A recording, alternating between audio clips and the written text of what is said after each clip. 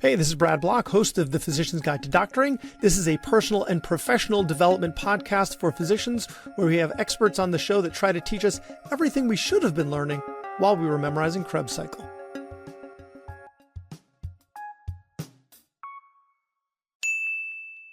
Welcome back to the podcast. On today's episode, we have a special guest, Dr. Kyan Lynch, who is an assistant professor in the Department of OBGYN at the University of Rochester, where he focuses on medical education and digital content strategy. So for all our course creators out there and anyone who's in medical education, which you're all in medical education because you teach your patients. As the founder and CEO of Allo Digital Solutions, Kyan builds software solutions to make the lives of the medical educators easier.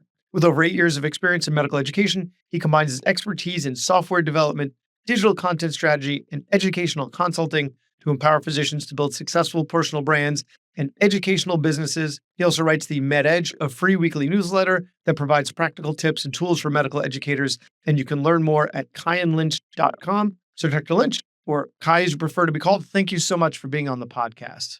Thank you so much for having me. I'm excited to be here. So let's start with your MedEd journey. Give us the short version of your journey into this very specific space. Is the kind of story where it was like uber traditional until I took a right turn and everything since then has been non-traditional. Was the kid who knew in high school I wanted to be a doctor. All lines led there. Had a great experience in medical school at Stony Brook. Decided I wanted to do women's health, reproductive health, and also full spectrum LGBT health. And so chose family medicine. Matched in my top ranked program up here in Rochester, New York. Started, and within a couple of months, struggled with debilitating anxiety and depression. Really struggled. I was incredibly lucky, though, that I chose the program I did. Very supportive. Could not have asked for a better program director and APDs and administrators and co-residents. Took time away, got the help I needed. And while I was out, it just became clear that as scary as it was to leave medicine before I really earned any money doing this thing that I had spent a decade trying to achieve, as scary as it was to just walk away from that, it was actually scarier to me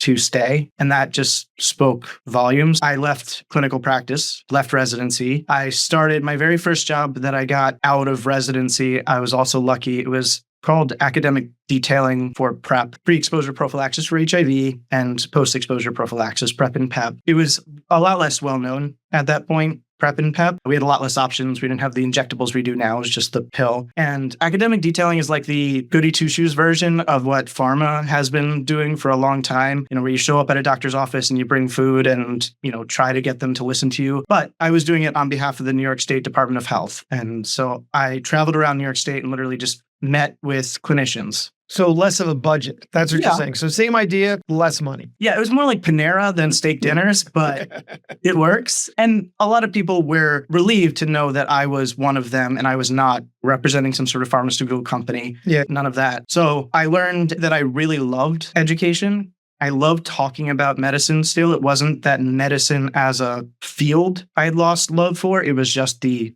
practice of it and the responsibility for so many patients who had so few resources. I learned that I was also good at it. I'm still getting used to saying out loud things like I was good at it, but I was good at it. And I just got a ton of practice, whether it was one-on-one with a physician or to a room of hundreds doing grand rounds. I got just reps in and really built up my understanding of how to educate, but also how to persuade. Because it's all about changing someone's behavior, going from someone who never talks about HIV to prescribing prevention for HIV. It's a big behavior change, and I was doing it through education. Moved from there to doing some work also with the CDC, where I would go into other states and help them battle the HIV epidemic and STI outbreaks through education. And then a position opened up within the Department of OBGYN here at U of R to just focus on medical education from our clerkship all the way through professional development. And I've been doing that for the last 6 years or so and absolutely love it. So again, very traditional. I knew exactly what I wanted to do. And then suddenly all of that fell apart. And yet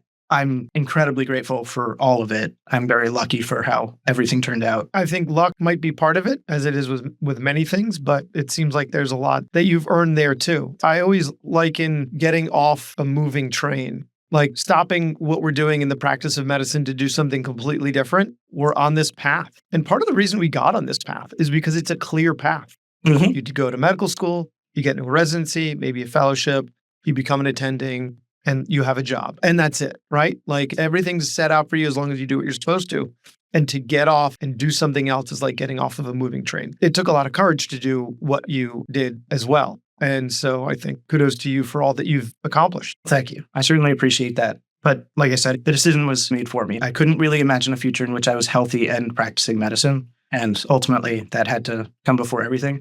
It's going to weddings and trying to explain to people briefly that I'm just meeting for one night. They don't know me or really care. We're just seated around the table and they ask me what I do. It was easier back when I was just a family medicine resident. So there's so many jobs out there. Like anyone in the financial services industry, they tell me what they do. And I'm like, I have no idea what you're talking about right now. It's doctor, lawyer, fireman, policeman, anything else. I'm going to have a tough time understanding what you do. Okay, so let's talk about this specific space, right? The medical education space. Because right now what you're doing is you are helping people build their brands within the med ed space, right? Now that you've done that, you're helping other people to do that.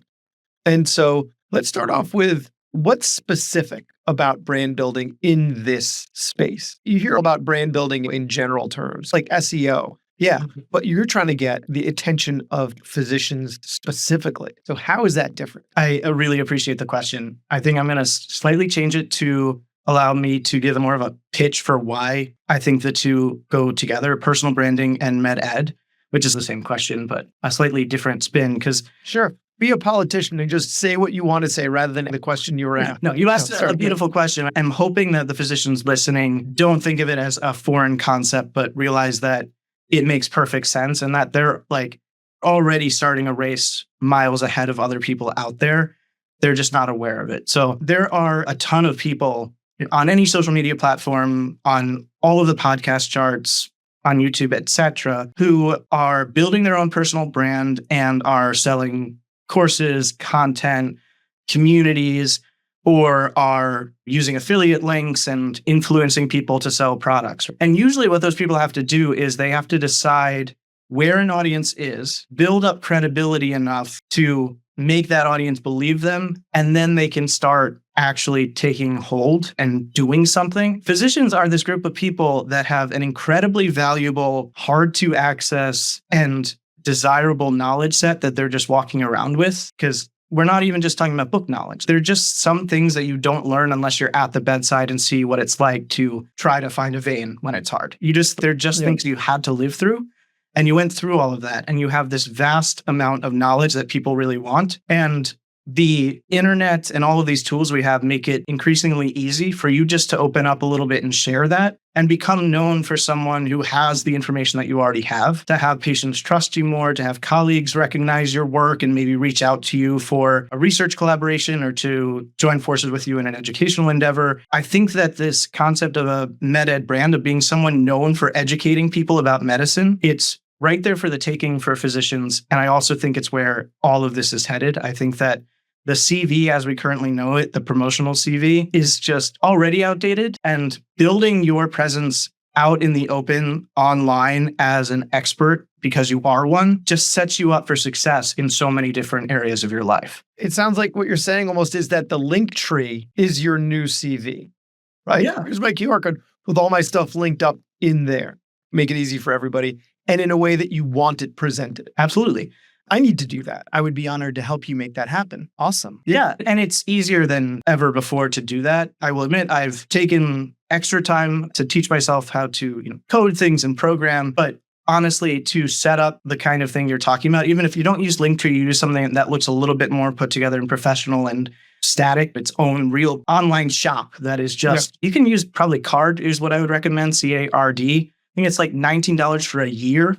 And you use a template, you type in your name, and you're ready to go. So it is just a layup that I want more physicians to know they can access. And even academic institutions are going to recognize that when you're a frequently invited speaker to events because people are finding you more online, that's going to help you in your promotion. It's not just digital natives who are out there trying to mix things up. It's just how people are recognized and noticed and get to participate more in the world, both of medicine and more broadly. Get out there. All right. So that makes sense to me for physicians as authority when patient facing. And I think, that was a great hype session for those who have imposter syndrome, right? They're like, I didn't write the chapter in Harrison's, so I'm not the authority. No, you are. You're a thought leader. You know why you're a thought leader? Because people come to you every day asking you advice, right? So I get that piece. But then there's the physician to physician space, Mhm. right? Which is a little different. And how do you establish yourself as an authority there,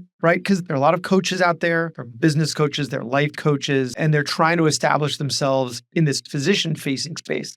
How do they do that? I think the way you do that is to focus a little bit less, and this is, I think, foreign to physicians, is to focus a little bit less on the book knowledge, literally saying, I did an RCT that found that sodium does this now or something. It's less about that. Education is so much about communication and about finding the right way to explain to someone at the exact right time for them when they need it. And so you can be literally the foremost expert in the world on a very specific medical topic. If you can't communicate it to other people in the way they need to hear it, it doesn't matter in terms of medical education. So you might not have this very deep, very specific knowledge on a topic. Maybe you're more of a generalist, an internist. And you're also someone who follows sports really closely. Maybe you're the guy that uses sports metaphors to finally explain certain concepts that other people don't get, right? It's bringing yourself into it and using that as a tool to communicate. And because the internet is the internet, you don't have to find 20 people at your one institution who are interested in sports metaphors explaining concepts. There's literally like billions of people out there that you could reach, and I guarantee you will find an audience that will be delighted to follow you and either pay you or ingest your content in a way that you get paid otherwise. It's not necessarily that you have to have this like mile deep knowledge of a very specific thing that only you are the authority on. It's how can you bring that into the world and show up in spaces that people actually learn from it and take away what they need to take away from it. If you are maybe a primary care physician, you don't necessarily need to know everything about dialysis and how you're going to choose to. It's been a long time since I've been in a dialysis unit, right? You don't need to know all of the I hear what details. you're saying, right? However, you need to be able to communicate what the patient needs to know and what they need to know about it. Not every last glomerular. Yes, I'm an otolaryngologist. Sorry. I don't remember that either. Okay. Yeah, I think that's perfect because I'm picturing a lot of my colleagues in this space. And the ones who really put themselves out there are the ones that are excellent communicators. And so you don't need to be the one that wrote the trial, but you need to be the one that can communicate what needs to be communicated in the trial. So if you're trying to work on your abilities there, work on like SciComm, work on science communication, listen to some podcasts. I've got some excellent back episodes on science communication. And so that'll help you when building yourself. And I had an episode recently, I'm not sure if it's going to come out before or after you, with Dr. An Sung, who talked about finding her superpower. She asked a bunch of people around her. So rather than figuring out yourself, like you said, sports metaphors for explaining health conditions, right? You might not realize that you're really good at it. Mm-hmm. So ask a couple of your close friends what you're really good at, and that can help you figure out what your niche really is. Absolutely. Or be willing to actually take to heart what people have already been telling you, which I think is another thing that we all struggle with. Yes. Right? It was the one line in the evaluation that said you needed to read more that you focused on, not all of the other glowing comments, right? That's one of our shared pathologies as physicians. If you think about it for a second, you're like, man, every single one of my colleagues comes to me when they have questions about billing. I wonder if other people out there have questions about billing and might like the way I explain it. So it might also just be willing to accept the flowers that people have already given you and recognize that there's something special there. My wife and I were talking about that the other day because we're not great at taking compliments. Like, oh, thank you so much for emptying the dishwasher. Oh, actually, there was a pot in there that I really needed. So I just figured I would, like, instead of you're welcome, right? So same idea there. Okay. But a lot of the content that we discuss, and this is a SciComm question, a lot of the content we discuss can be pretty mundane. So what are some of your secrets for adding some, can't believe I'm saying this, pizzazz? Jazz hands. No, those were spirit fingers. Oh, sorry. There we go. There you go. Yeah. I think that's obviously a really good question. And I must preface it by saying it's going to be so much about the medium and the audience you're trying to reach. You know, the way that you can pizzazz up a video is just going to be different than a long form essay and everything in between. And the audience that you're speaking to is going to be different as well. I think that the more specific you can make your content to the audience that is going to read it, it doesn't have to be laugh out loud funny or a highly produced video. But if it speaks to someone and makes them stop and say, wait, this is exactly the problem I had last Tuesday, and now this person is helping me solve it, it will capture attention. So I think we often confuse like entertainment or I guess pizzazz for quality or for something that really is going to capture someone's attention and make them engage with you. And personally, like I would actually sign up for a physical newsletter that came to my house if it gave me solutions to the problems I really had over a bunch of newsletters that come to email that don't solve the problem. Really being focused in on what your audience needs and wants and how you communicate it to them is going to be the backbone of anything. I think then beyond that, a lot of it is also thinking about yourself as the recipient. We see this all the time, right? If you ask someone what their favorite grand rounds are, it's the one when someone was really engaging or told a story or used patient scenarios that were real life that felt, I'm going to walk out of here and take care of that patient. And then everyone gets up at the podium and does the same thing where we go through trial by trial and bury people in data because it's just what you do. And if you spend a little bit more time thinking about when I'm in the seat, when I'm learning, what is it that captures my attention and keeps me engaged? That goes a long way. So worrying a little bit less about making the video pizzazzy or making sure you're cracking jokes left and right. If you're trying to reach a very specific audience and enact behavior change in them, if you just want to get a lot of followers and likes, that's something different. But if you want to engage learners who are engaging with your content, it's really about understanding who they are, what they're actually curious about, and delivering it in a way that they can actually ingest it. The pain point and how you're solving for it. It seems like that's it right there. What is their pain point? How are you solving for it? And the jokes, I feel like that was specifically directed at me. Don't appreciate it. Try to make a lot of jokes. It's my thing. It's actually a reflection of my sense of inadequacy. We can't all be you, cracking these genius jokes, having everyone on the floor. Some of us have to find other ways. Now you're making me feel badly about that. But I'm really enjoying this. This is great. Okay. So the next question is, are you everywhere or are you making a stand in one specific place? I am all in on LinkedIn right now. And it took me a while to get to that point because I think the common sense is I'm supposed to be everywhere. I'm supposed to be everywhere that my people are, or I have to be on Instagram, or I have to, like, there's these preconceived notions of this is the one platform that if you actually want to make it, you have to go on this. And I just think that is really terrible advice that gets out there far too much, or that we accept too much. I think the most conservative number I've seen for the least popular platform that you could think of as the major ones, the major players, is LinkedIn. And again, the most conservative estimate I've seen recently is that they have 330 million active users. And so to me, it's if you can't find someone who likes your stuff out of 330 million potential people, then it doesn't matter if you're reaching 1 billion. You got to just work on your content. The number one thing I would say is the platform that you will actually use and show up on consistently and being interested in developing more skills and growing on, that's the platform for you. I built this like Cosmo quiz kind of algorithm for my community members, the meta brand builders that I can share with you if you want, that helps guide people who aren't so familiar with the platforms. Really starting off, the number one question is, do you like being on video? Do you feel confident on video? Yes or no? No. And it's okay if you don't. Yeah.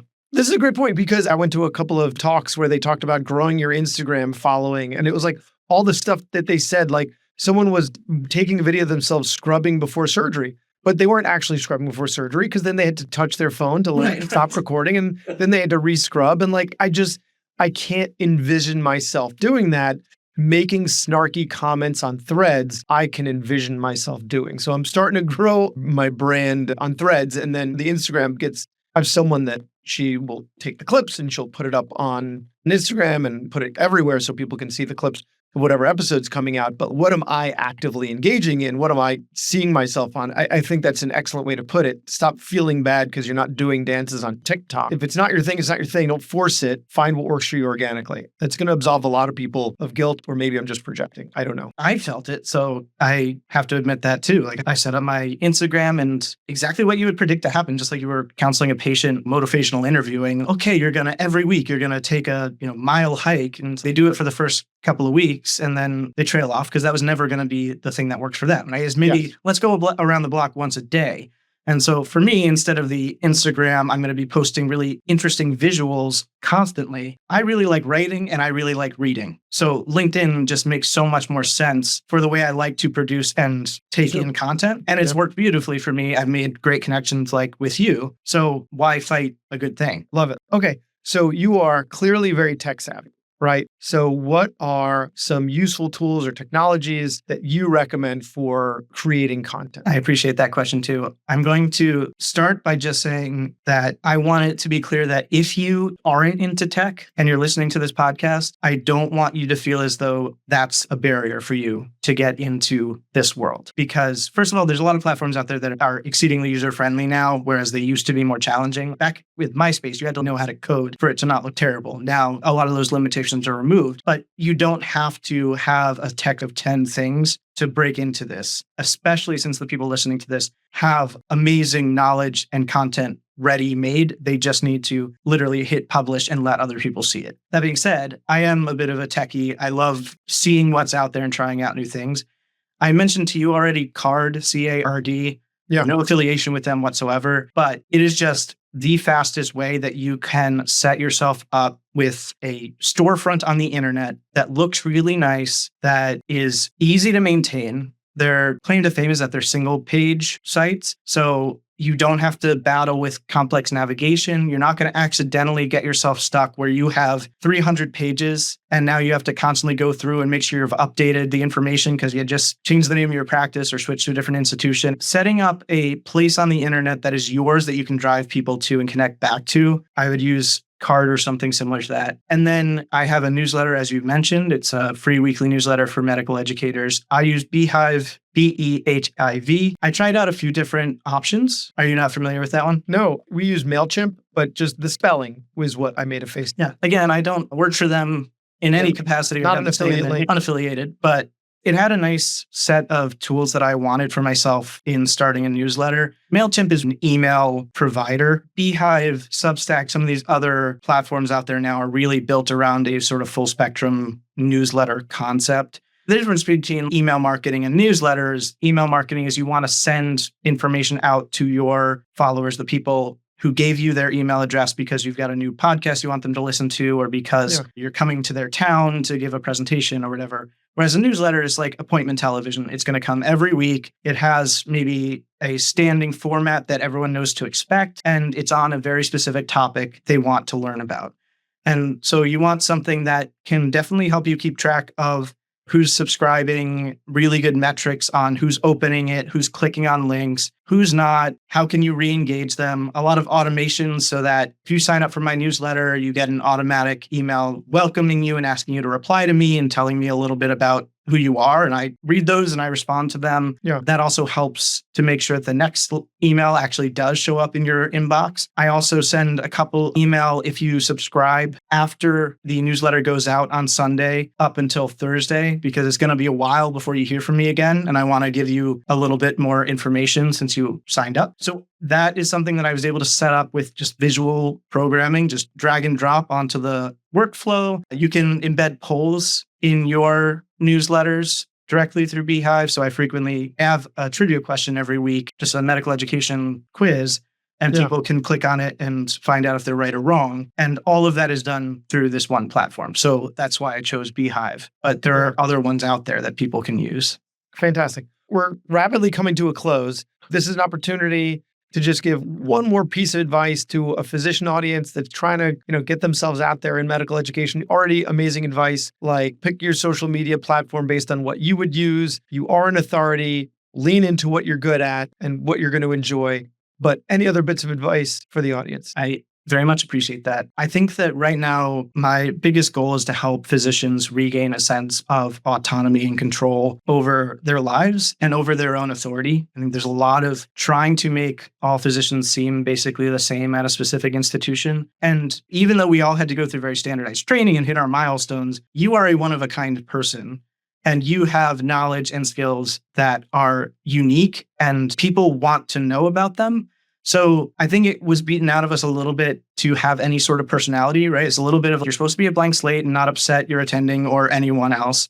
Yeah. And now's the time to let yourself be you. You don't have to be wild and crazy and dressing up and doing TikTok dances. If you like sports, talk about sports and medicine. If you like music, maybe that influences how you talk about medicine. Maybe you like writing in a more storytelling format. Maybe you don't. But show up as yourself and reclaim a sense of individualism in medicine, because people want to get helped by other people. They want to trust people, not institutions. And we have all these tools now to allow the world to see us as individuals again. And so I just hope everyone rises up to that and lets themselves be seen. I love that. And I love how the theme that keeps coming up in this interview is finding ways for you to be you. What lights you up? What do you enjoy doing? And that's what you put out in the world. And we didn't mention burnout once in this interview. That will certainly help. I love it. So if people want to learn more about you, certainly find you on LinkedIn. That's how I found you. And then your website, kyanlynch.com. That's KYANLYNCH.com. And Dr. Lynch, Kai, thank you so much for your time and your expertise and all that you're doing to help our profession. Thank you so much for having me on. Thanks for listening. So please share it or like it or comment on a social media post or write us a 5-star review. Thanks again for listening to The Physician's Guide to Doctoring.